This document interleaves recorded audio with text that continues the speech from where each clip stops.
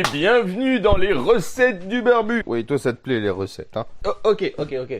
Attention au micro, voilà. Aujourd'hui, j'avais faim et je voulais un truc sucré. Il est temps de vous balancer votre deuxième recette bushcraft. Pour la deuxième recette bushcraft, j'ai décidé de vous montrer le gâteau poêle. Qu'est-ce que c'est que ça, dis donc?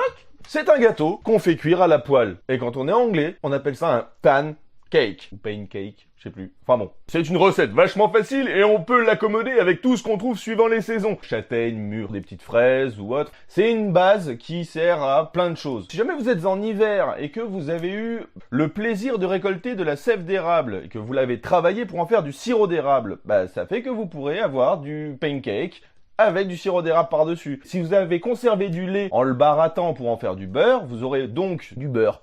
En fait, le pancake, c'est juste que les colons, bah, ils avaient que ça sous la main pour faire des gâteaux. Donc on va faire ça parce qu'on a que ça sous la main. C'est parti! Oui, c'est parti. Oui, c'est bizarre, laisser parti quand je suis sur place, hein. Pour faire ce magnifique pancake, ce gâteau poêle, on a besoin d'un cul de poule, une fourchette. Enfin, une fourchette ou un truc pour remuer, quoi. Ça, c'est de la farine. Une tasse avec du sucre dedans. La tasse, elle va me servir à doser. Ça, c'est un œuf. Voilà, c'est un œuf. De la levure. Alors, un demi-sachet, ça suffit. Ah oui, et j'ai de l'eau. Maintenant que je vous ai présenté les ingrédients, on va faire ce magnifique gâteau poêle. Hop là. C'est bon. Je prends mon cul de poule. On va tout poser sur le billot. Ouais, je vais faire le gros bourrin, regarde. Bam. Alors, on prend un cul de poule. On le pose sur le billot. On prend une demi-tasse de sucre dans le cul de poule. Ensuite, on prend de la farine. Et on va mettre 3 fois ce qu'on a mis en sucre. Donc, ça fait une tasse et demie. Allez. Voilà. Une. Allez.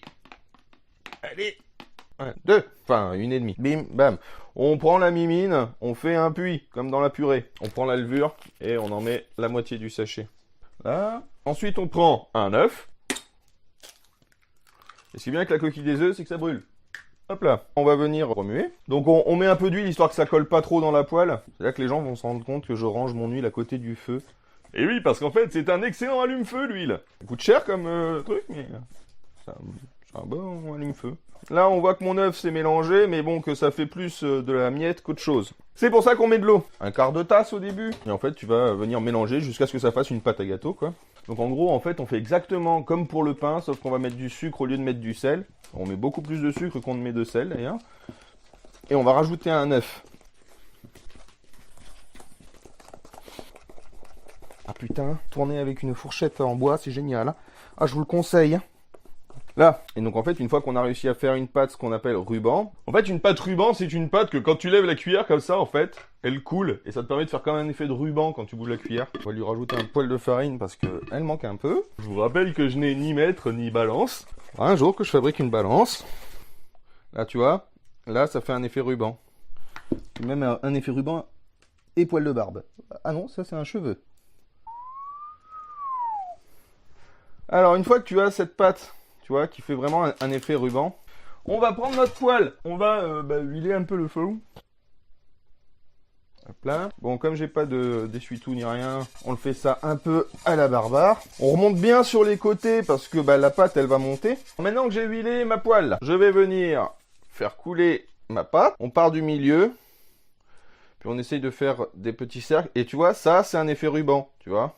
Après, tu peux rajouter plein de trucs à l'intérieur du gâteau poêle. Et alors, l'avantage avec une pâte type ruban, c'est qu'elle va couler et se mettre bien comme il faut au fond de la poêle. Voilà, on a notre magnifique gâteau à l'intérieur de sa poêle. Maintenant, en fait, Mini Barbu, je vais te changer d'angle. Tu vas me voir m'occuper du gâteau. Là, tu peux voir que j'ai un feu. C'est un feu normal. Bon, ça, c'est ce qu'on appelle des chenets. Ça permet de mieux se chauffer à l'intérieur. Ça permet aussi d'avoir de l'air en dessous des bûches. On casse un petit peu.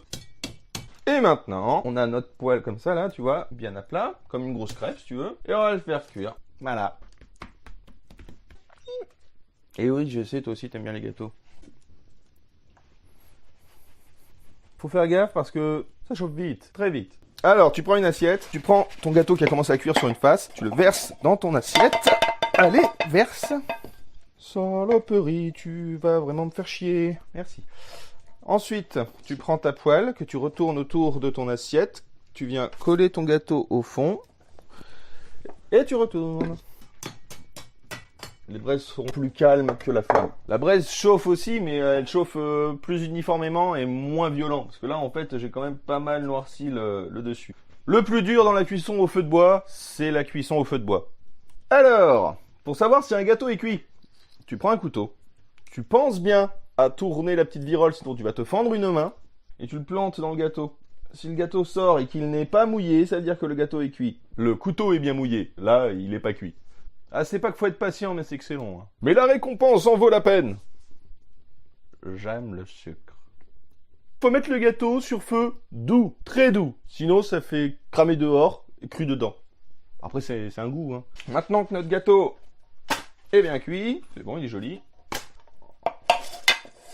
Hop là. C'est un gros pancake, hein. Et voici un magnifique gâteau poêle. C'est un gros pain, très sucré. Voilà. C'est un pancake. Il est bon de sa mère, hein. Eh bien voilà, ça y est, c'est terminé. J'espère que cette nouvelle recette dans ton arsenal de cuisinier te fait plaisir. N'hésitez pas à liker, partager, commenter cette vidéo et surtout dites-moi si vous préférez une recette salée ou sucrée pour la prochaine fois. Et sinon, abonnez-vous!